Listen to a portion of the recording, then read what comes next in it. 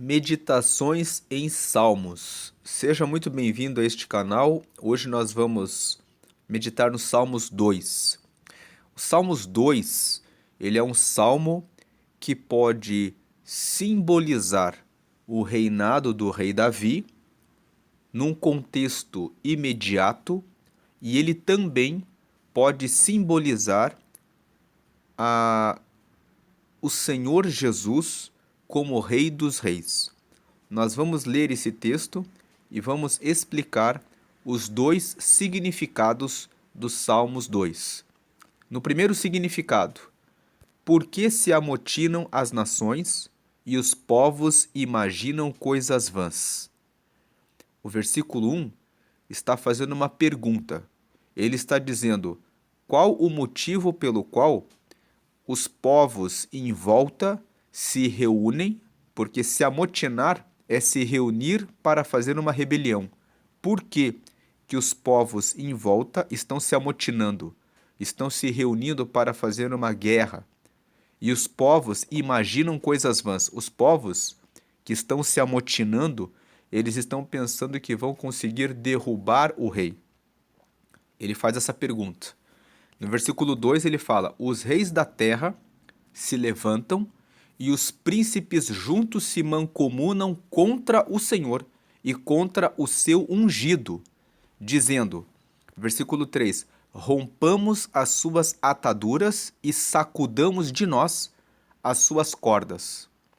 Já para começarmos a entender os Salmos 2, quando o versículo 3 fala assim, rompamos as suas ataduras e sacudamos de nós as suas cordas, por ataduras, nós podemos entender as leis e por cordas, nós podemos entender mandamentos e regras.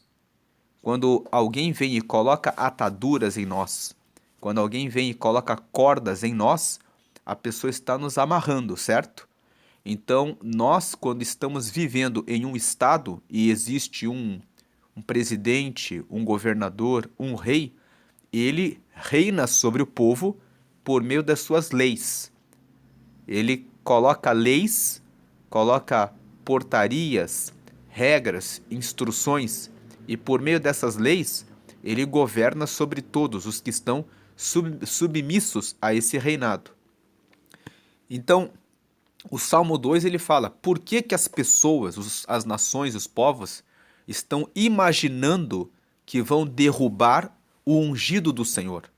Porque os reis da terra estão se levantando, os príncipes juntos estão se mancomunando, ou seja, eles estão entrando em comunhão, em reunião contra o Senhor e contra o seu ungido. E eles estão dizendo, nós vamos romper as suas ataduras e vamos sacudir de nós as suas cordas, ou seja, nós não aceitamos esse rei. Nós não queremos nos sujeitar a esse rei.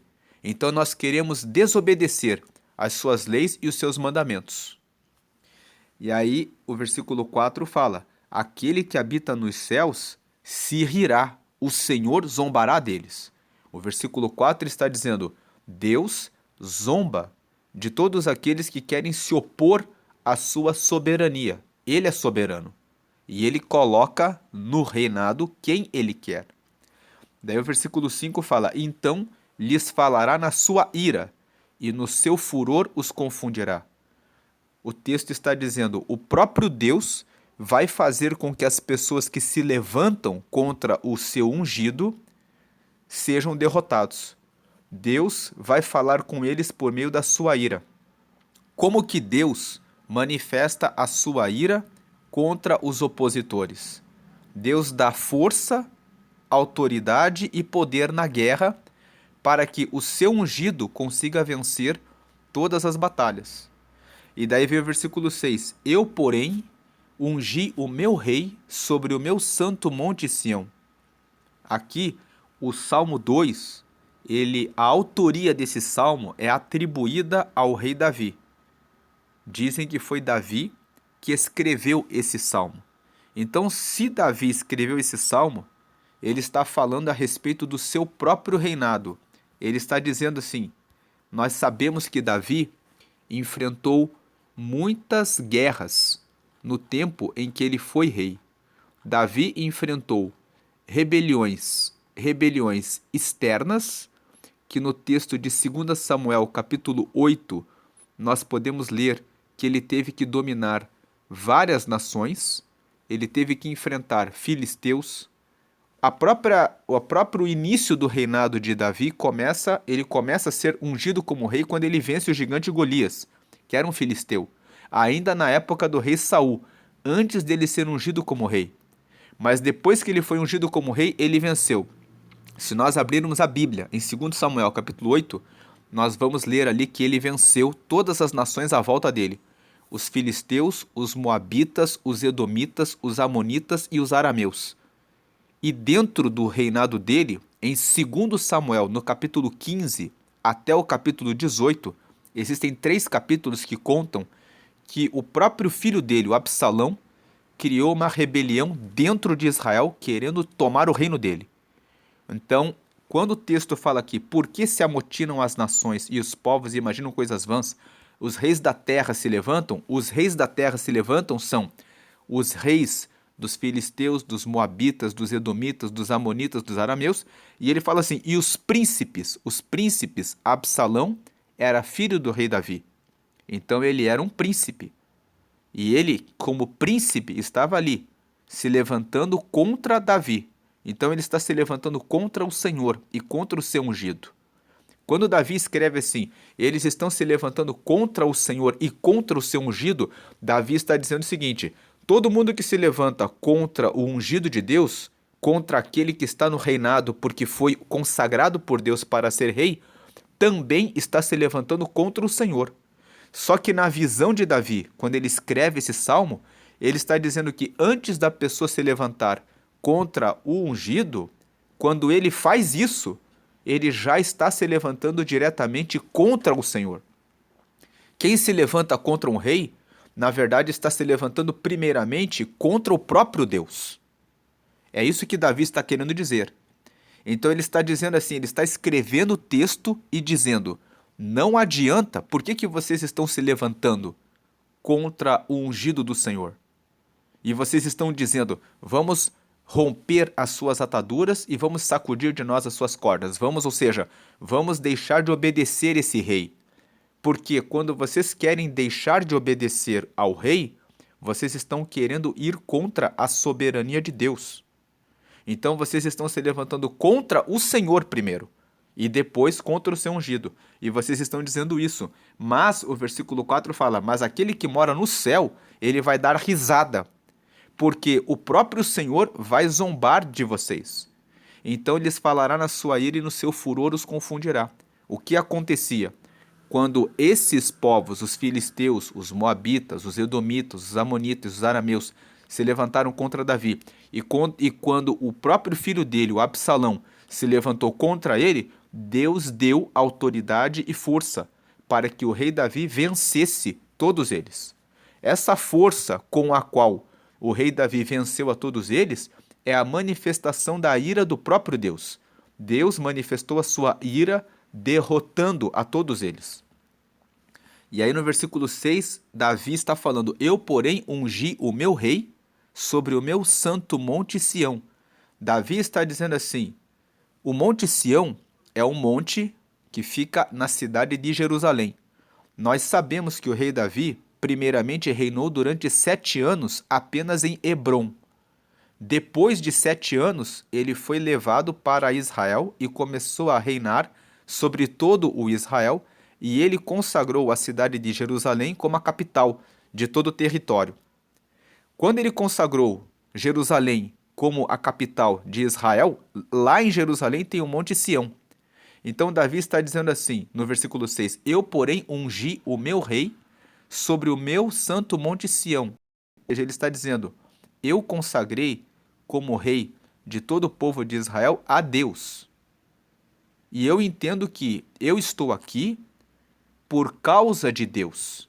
Quando o Davi fala aqui no versículo 6, eu, porém, ungi o meu rei sobre o meu santo monte Sião, ele está dizendo assim, eu estou consagrado como rei de Israel porque o meu rei, que é Deus, me colocou aqui.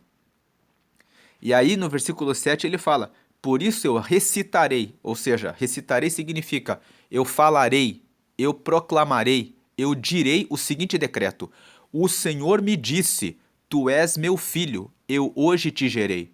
Davi está dizendo assim: Deus disse que eu sou filho dele, e Deus hoje me gerou para ser o rei de Israel. Eu fui gerado para estar aqui.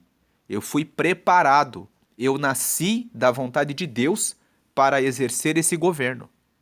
E aí, versículo 8, ele fala: Pede-me, e eu te darei as nações por herança e os confins da terra por tua possessão.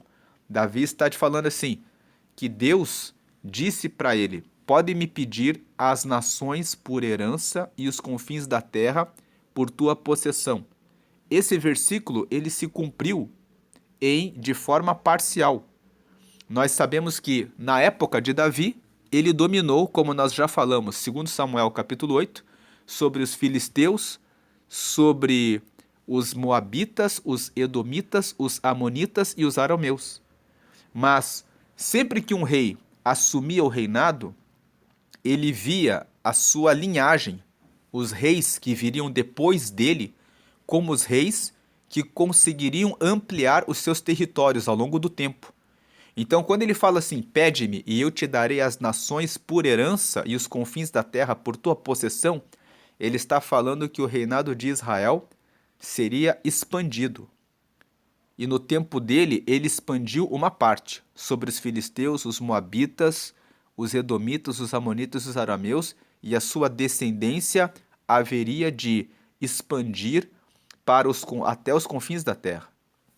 Aí o versículo 9 fala: Tu os esmigalharás com uma vara de ferro, tu os despedaçarás como a um vaso de oleiro.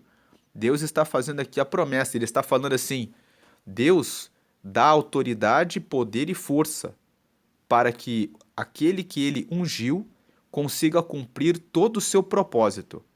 Se Deus ungiu você para fazer uma obra na terra para glorificar o nome dele, é ele que vai dar autoridade, poder, recursos econômicos e financeiros e condição para que você realize o propósito dele de maneira absoluta.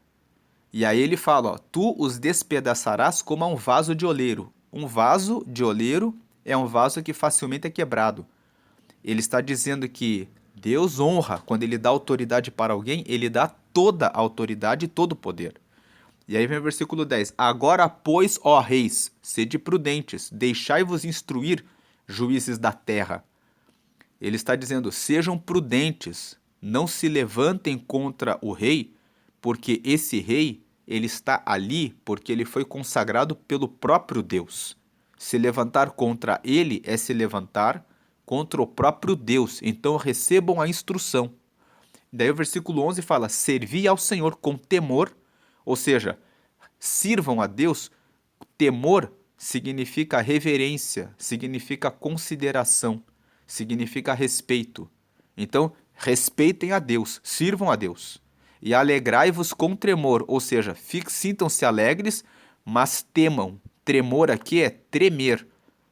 Tremam de medo porque Deus realmente tem todo o governo e poder. Então fiquem alegres com o rei, respeitem o rei e tenham medo de fazerem qualquer oposição, guerra contra o rei, porque o rei foi consagrado pelo próprio Deus. Daí o versículo 12 fala, beijai o filho. Beijar na cultura antiga e também na cultura israelita significa respeito. Quando você beija alguém ali, simboliza respeito. Por isso que quando Judas foi trair Jesus, ele traiu com um beijo. Era como se ele dissesse, você é meu amigo. Tanto que quando, logo depois que Judas dá o beijo em Jesus, Jesus fala assim, amigo, aqui vieste? Como se Jesus já não soubesse, mas Jesus fala assim, eu recebi o seu beijo, então você é meu amigo. E Jesus chama ele, amigo, aqui vieste. Então, beijai o filho significa, beijai o filho aqui, é como quem diz, beije o rei, reconhecendo que o rei é o filho de Deus. Beijar significa, eu sou seu amigo, eu não me oponho a você, eu te respeito, eu sou seu amigo, para que não se ire. Então beije o filho, ou seja, respeite o rei, porque ele é filho de Deus, ele foi ungido por Deus para estar ali no reinado, para que o rei não fique irado. Porque se o rei ficar irado, aquele que recebe a ira do rei vai acabar perecendo, ó, para que ele não fique irado e pereçais no caminho, quando em breve se inflamar a sua ira. Quem irrita o rei e inflama a sua raiva, a sua ira, acaba sofrendo a consequência da ira de Deus, da ira do rei. E aí ele fala: ao invés de vocês fazerem isso, vocês vão ser bem-aventurados, todos aqueles que nele confiam. Né? Então não beijem o filho, para que vocês sejam bem-aventurados, para que vocês estejam bem, para que o rei não fique irado. Essa é a primeira perspectiva, a perspectiva de Davi, falando a respeito do reinado dele. Mas o Salmos 2 também pode ser lido numa perspectiva de que esse rei é Jesus. Nesse sentido, o Salmos 2 pode ser chamado de um salmo messiânico. O que é salmo messiânico? É um salmo que revela o futuro, que traz um sentido profético, que no futuro haverá um rei, no futuro ele governará todas as nações, no futuro ele reinará e ele será ungido pelo próprio Deus. Nesse sentido, agora nós vamos falar a respeito do sentido de Salmos 2 no sentido messiânico. Nesse sentido, nós vamos ler o Salmo da seguinte forma. O versículo 1. Por que se amotinam as nações e os povos imaginam coisas vãs? Por que os povos, as nações, se levantam contra Cristo? Por que os povos não recebem Jesus como o Filho de Deus, que morreu na cruz para trazer a salvação para a humanidade? Por que as pessoas zombam da fé dos que acreditam em Jesus como Senhor e Salvador da terra? Eles fazem isso. Os reis da terra se levantam e os príncipes juntam, se mancomunam contra o Senhor e contra o seu ungido. Em outras palavras, a humanidade, os governos, se opõem a Deus. E eles dizem que o cristianismo está vencido, que Jesus foi apenas um homem que veio na terra e nada mais. Ele não é o Messias. Ele não é o prometido de Deus para trazer a salvação para a humanidade. Então eles se levantam e eles dizem o quê? Rompamos as suas ataduras e sacudamos de nós as suas cordas. Em outras palavras, vamos fazer de tudo para fazer com que a Bíblia não seja mais ensinada. Porque a Bíblia, ela quer nos atar, ela quer servir como corda, ela quer nos impedir de falarmos do sexo livre, de falarmos que as pessoas podem se vestir da maneira como bem quiserem, bem entenderem, se quiserem andar peladas nas ruas, elas podem fazer isso. Se elas quiserem brigar e fazer todo tipo de bagunça e fornicação, mentira, corrupção e violência e homicídios e desonra aos pais, tudo isso são coisas que são ultrapassadas. Esses mandamentos são muito pesados. Nós temos que romper essas ataduras e temos que sacudir de nós essas cordas. E aí o texto fala que aquele que habita no céu se rirá, o Senhor zombará deles. Por mais que as pessoas queiram passar por cima da Bíblia, da palavra de Deus, por mais que elas queiram dizer que esses mandamentos são ultrapassados e são antigos, Deus olha do céu e dá risada.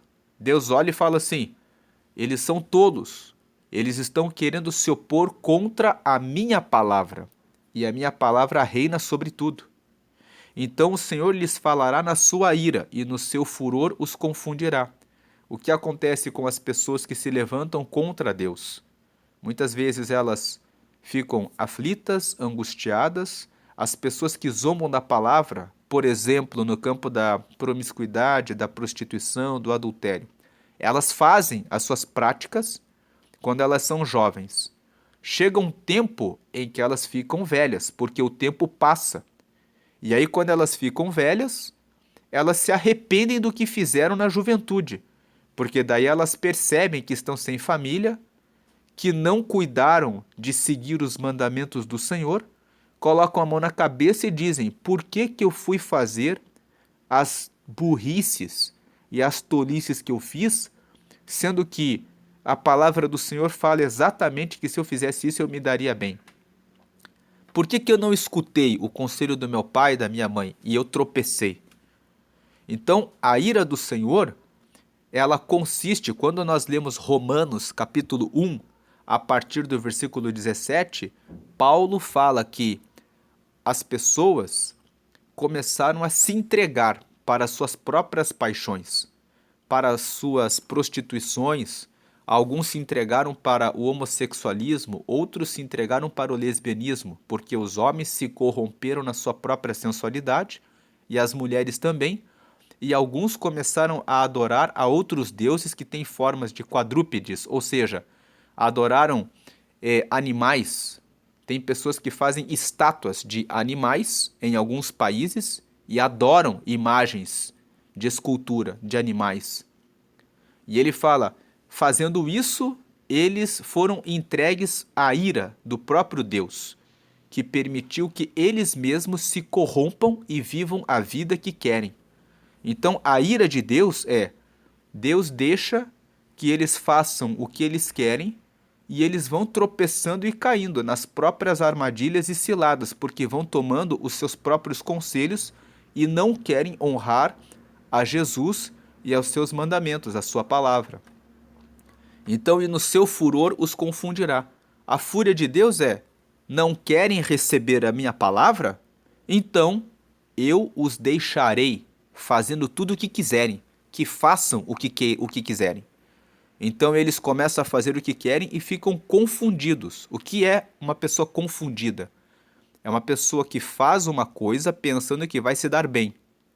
Depois, com o tempo, ela descobre que o que ela fez, na verdade, fez com que ela se desse mal. Ela fica confusa. Eu pensei que estava me dando bem, saindo com várias pessoas. Eu pensei que estava me dando bem e enganando todo mundo nos contratos. Eu pensei que eu ia me dar bem, mentindo para todo mundo. Eu achei que eu ia me dar bem, querendo usar o trabalho dos outros para eu poder subir em cima do trabalho dos outros e pisando nos outros e usando os outros como degrau para eu subir na minha carreira, para eu subir na minha vida. Eu pensei que eu ia me dar bem, enganando os outros.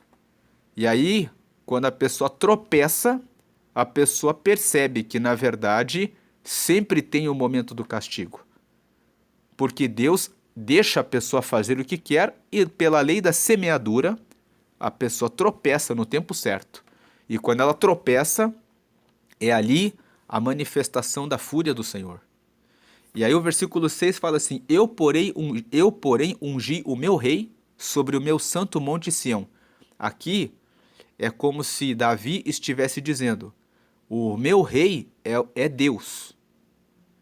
Ele está ungido sobre Sião. Então o meu rei é o Senhor Jesus. Então eu recitarei o decreto, eu proclamarei o seguinte, que o Senhor me disse: tu és meu filho, eu hoje te gerei.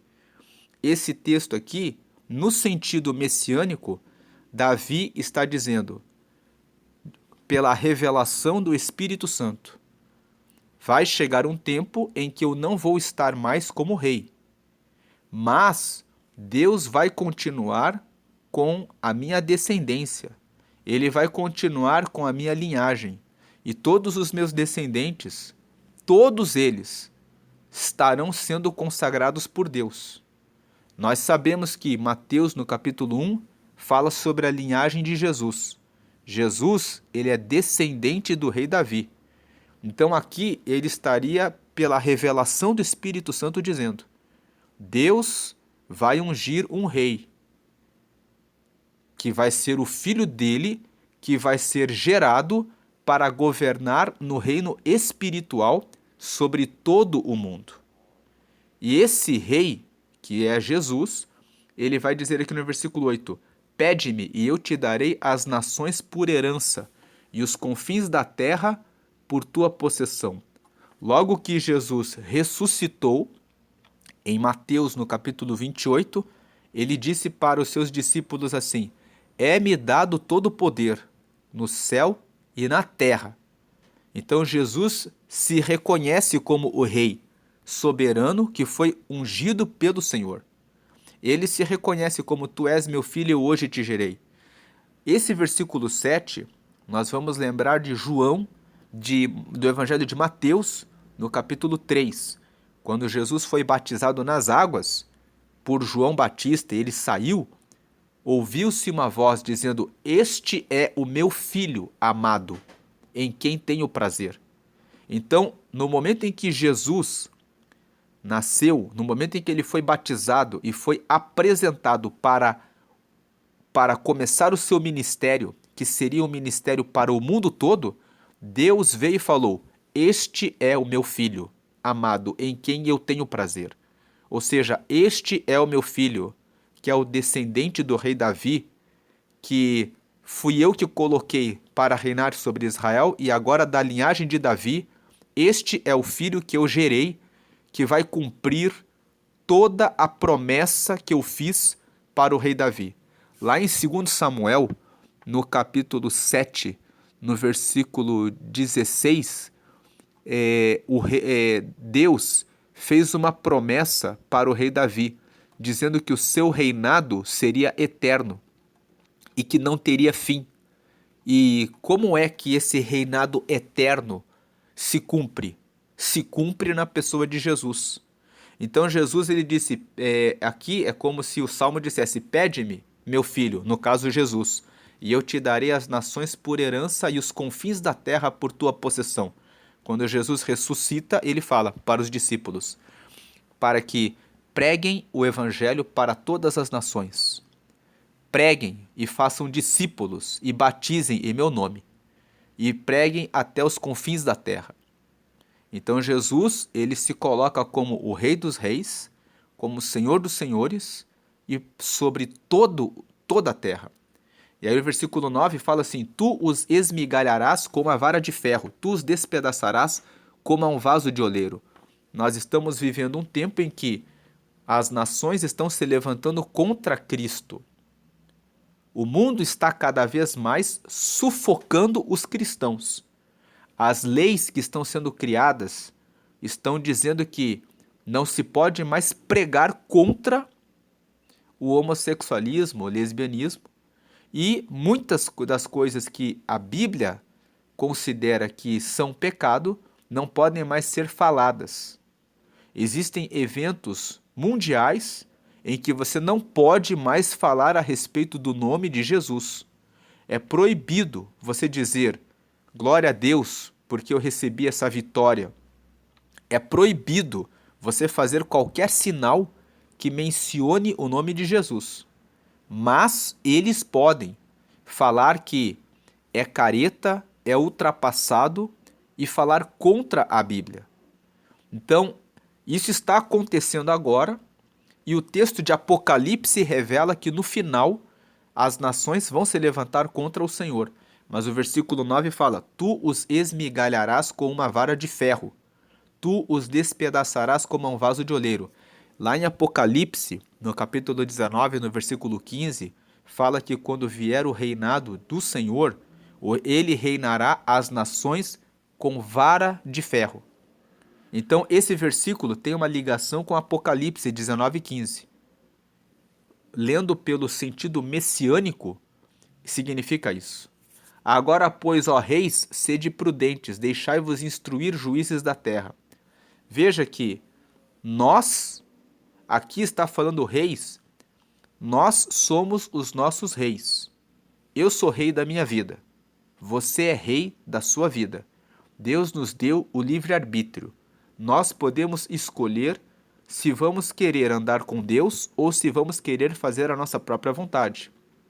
Então, o versículo 10, quando fala: Agora, pois, ó reis, sede prudentes, deixai-vos instruir, juízes da terra, ele está dizendo assim, ó: vocês, todos nós, observamos os eventos da Terra e vamos fazendo as nossas considerações, os nossos julgamentos do que está acontecendo. Nós somos aqui os reis e os juízes.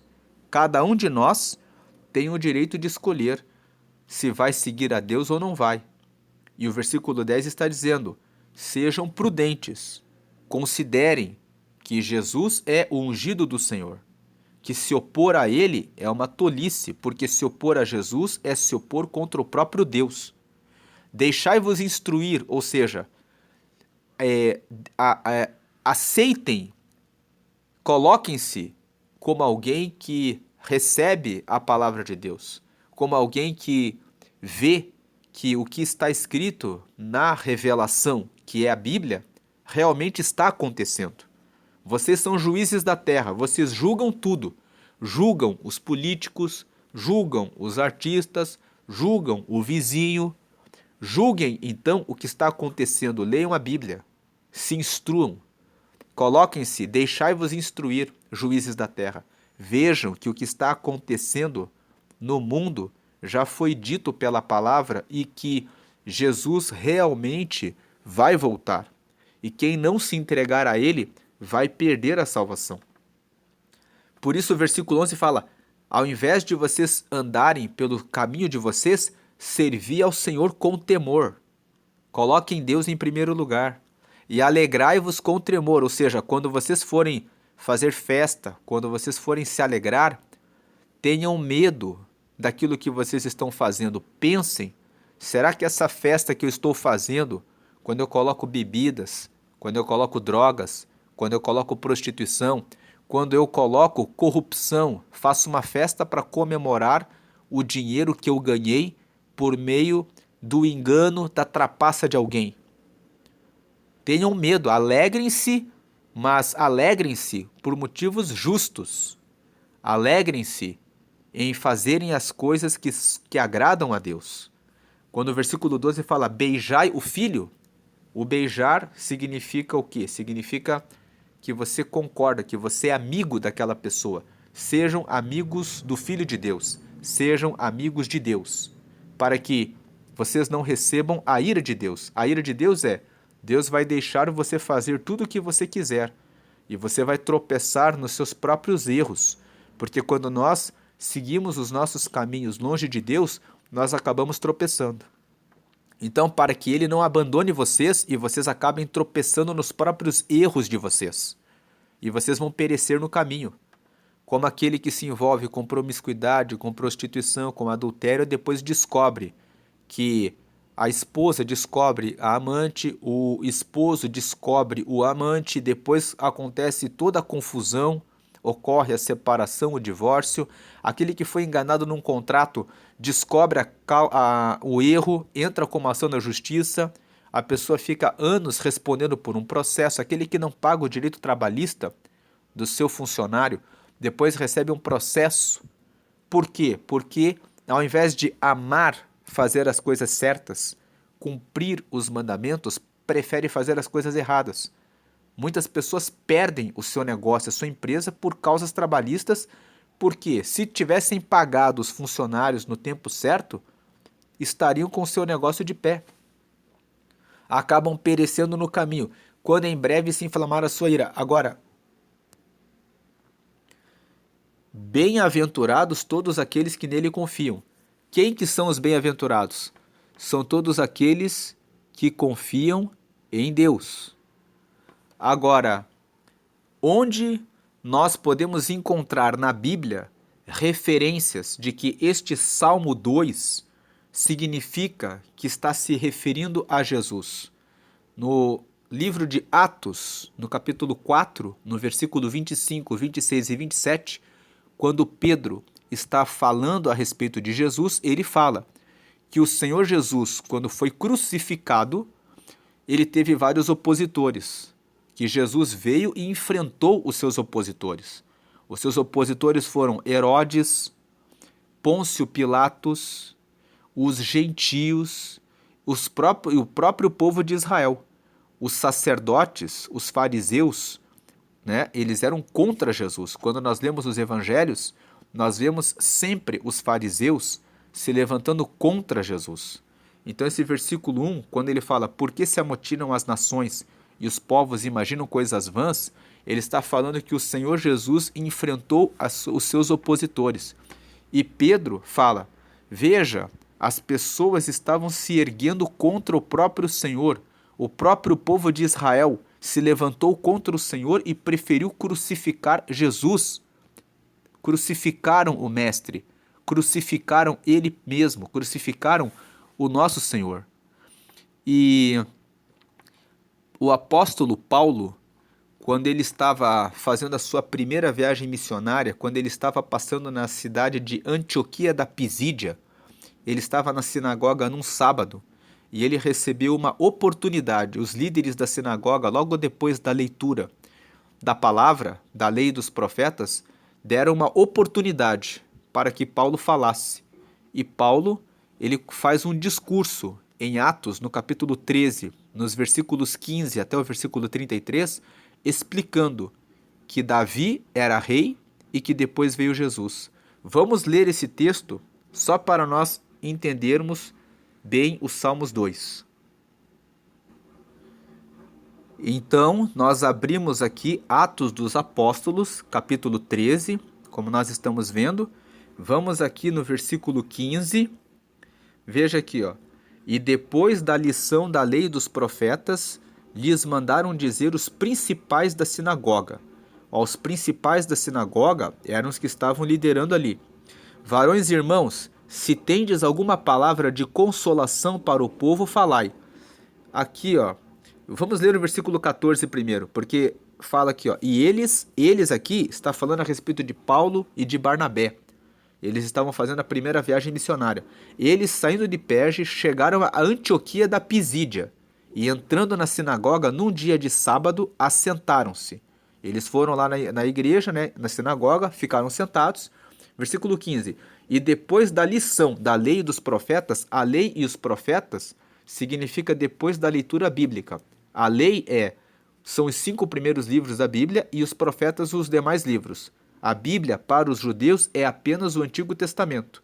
Então, depois da lição da Bíblia, lhes mandaram dizer os principais da sinagoga, varões e irmãos, se tendes alguma palavra de consolação para o povo, falai. Versículo 16, e levantando-se Paulo, e pedindo silêncio com a mão, disse, varões israelitas e os que temeis a Deus, ouvi, ou seja, ouçam o que eu vou dizer. 17, o Deus deste povo de Israel escolheu a nossos pais e exaltou o povo, sendo eles estrangeiros na terra do Egito, e com braço poderoso tirou dela. 18, e suportou os seus costumes no deserto por espaço de quase 40 anos. 19, e destruindo as 7 nações na terra de Canaã, deu-lhes por sorte a terra deles. 20, e depois disto, por quase 450 anos, lhes deu juízes até ao profeta Samuel. Versículo 21, e depois pediram um rei, e Deus lhes deu por 40 anos a Saul, filho de Quis, varão da tribo de Benjamim.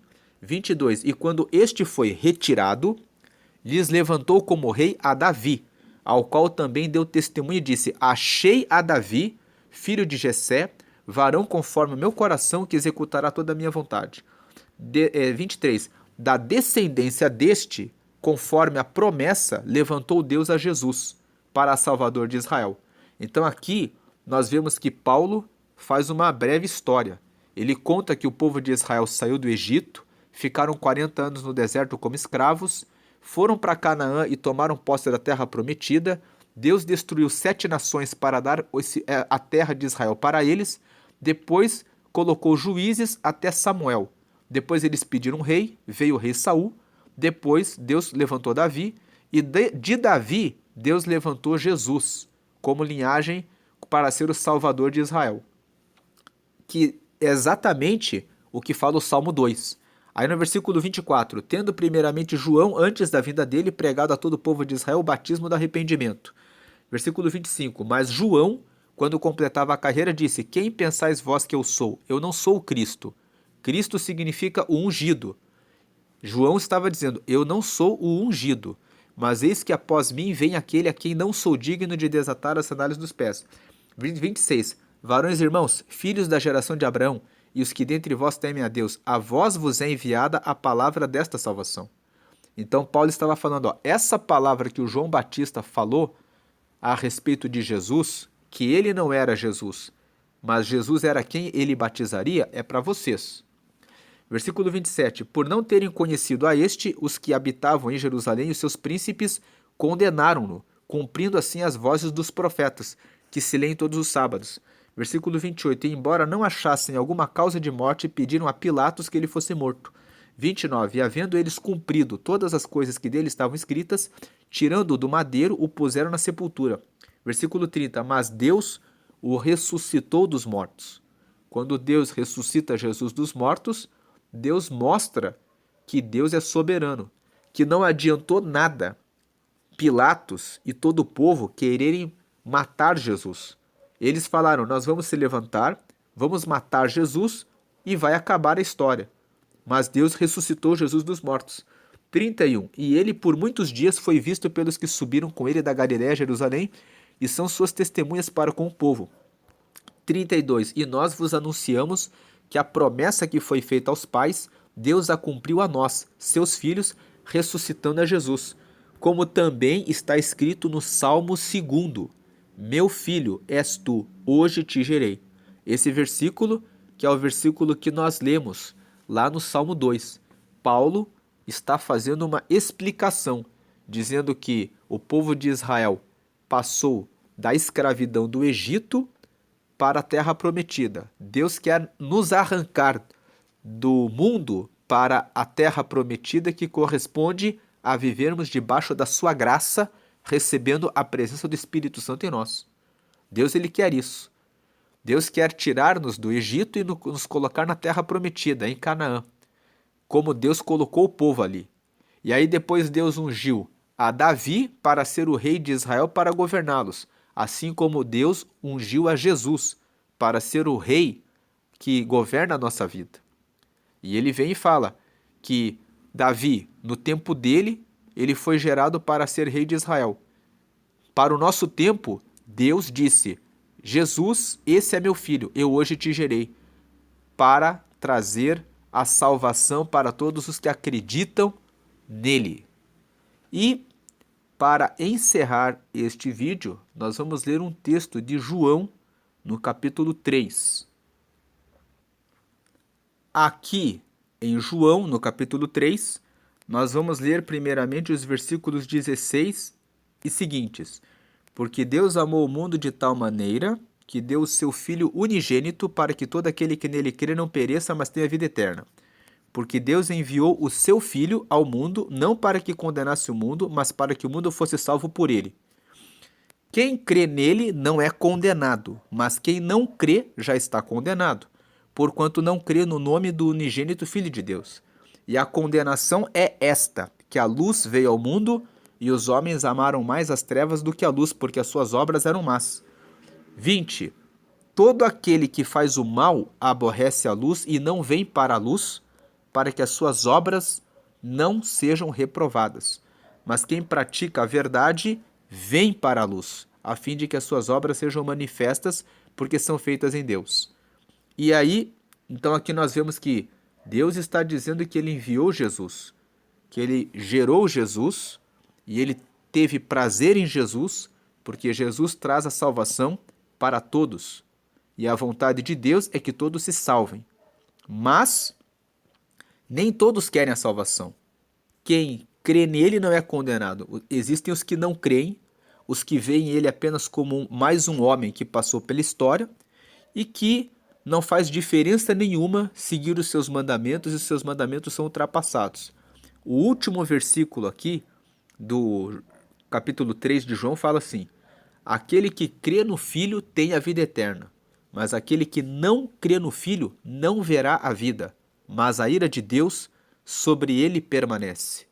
Então, como nós lemos no Salmo 2, que beijai o Filho, no versículo 12, né?